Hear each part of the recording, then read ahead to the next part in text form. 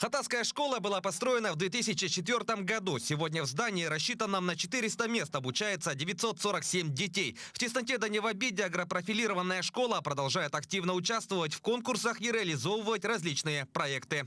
Наша школа с 2016 года работает в агронаправлении как агробизнес-школа. В этом направлении у нас очень много достижений наших обучающихся, наших учителей, чем мы очень гордимся.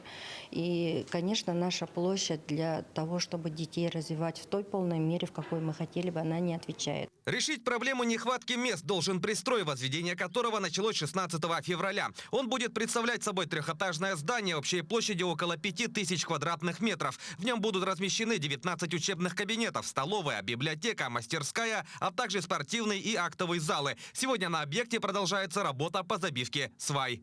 По графику производства работы школа, кладка должна начаться в апреле месяце. И также по графику производства работы, коробка школы и отопление, фасад должны быть закончены в декабре.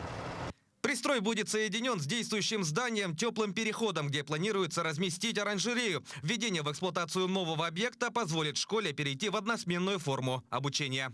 Основная цель данного строительства – это переход в двухсменное на односменное обучение. Поэтому мы планируем 9, 10, 11 класс при вводе данного пристроя. Они будут обучаться в одну смену.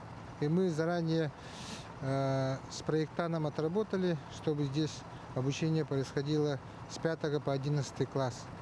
В школе отметили, что строительные работы идут согласно графику. Пристрой планируется ввести в эксплуатацию до конца текущего года. Власий Сергеев, Екатерина Амосова, Павел Пахомов, Хатасы, Якутск.